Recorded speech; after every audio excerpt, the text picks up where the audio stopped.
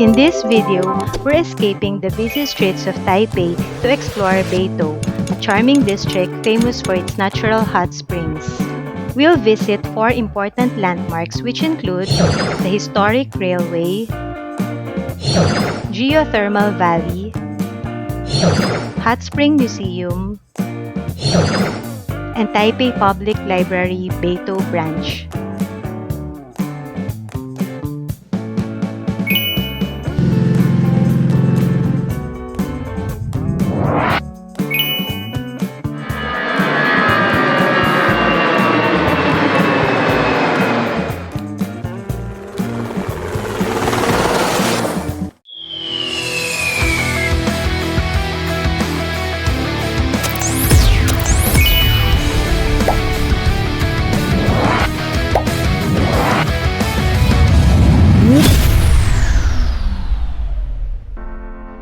Our journey starts at Shimen Station, where we'll take the blue or Banan line heading towards Taipei Main Station.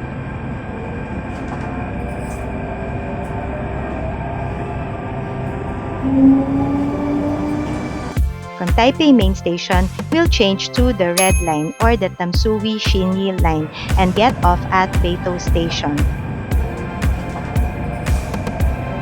Or we'll transfer again to the Shinbeitou branch line, also referred to as the Pink Line. This would take us to Shinbeitou Station, the gateway to Beitou's famous hot spring district. From here, the best way to explore Beitou is by walking. DIY travelers like us can enjoy the scenic and peaceful walk around the area. This is Shinbeitou Historic Station. Established in 1916 during the Japanese colonial period, this century-old wooden railway station was built as a branch railway to support the growing hot spring tourism industry in Beitou. Railway service ended in 1988 and is the only surviving century-old wooden station building in Taipei City from the former Tamsui Railway line.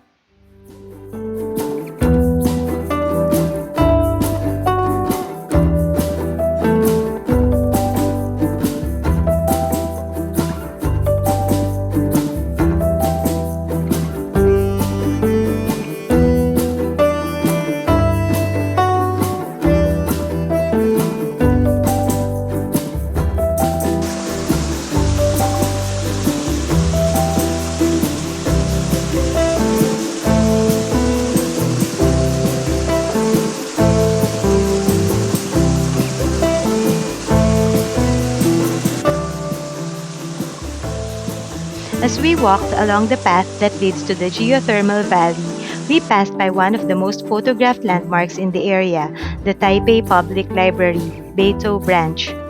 Opened in 2006, it's known as Taiwan's first green library.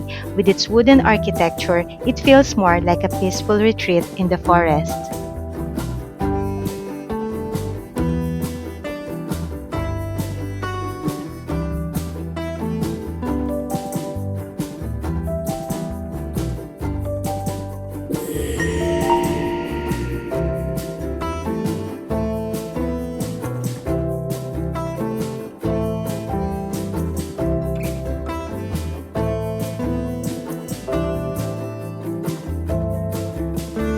Our next stop is Beitou's most fascinating natural attraction, the Beitou Geothermal Valley, also known as Hell Valley.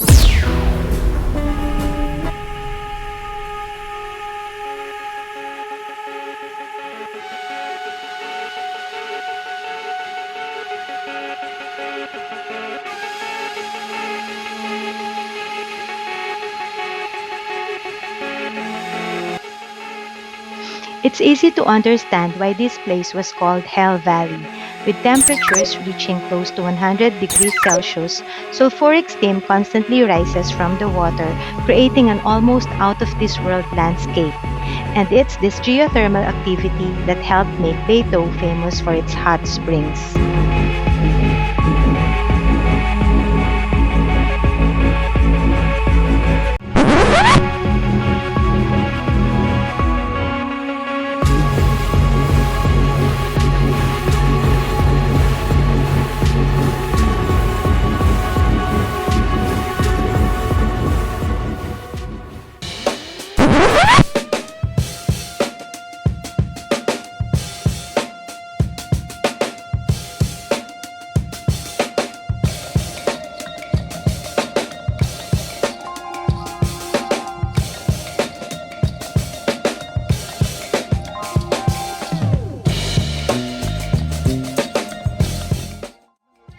Our next stop is another historic landmark, the Beitou Hot Spring Museum.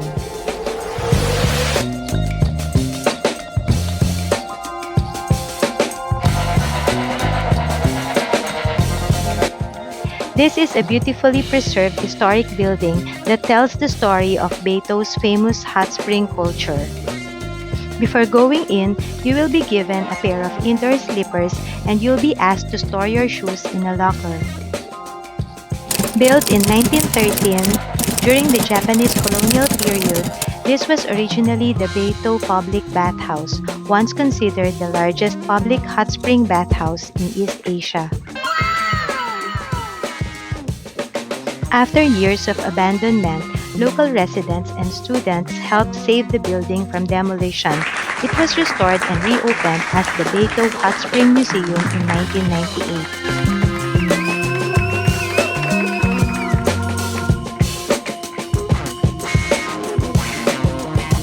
Inside the building, you'll see the historic Roman-style baths, tatami areas, and exhibits showcasing Beitou's hot spring heritage.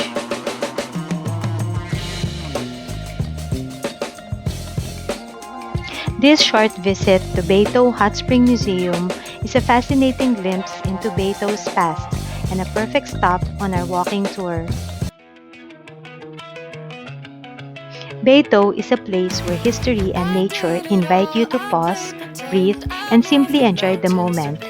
Join us again as we discover what's next, one getaway at a time.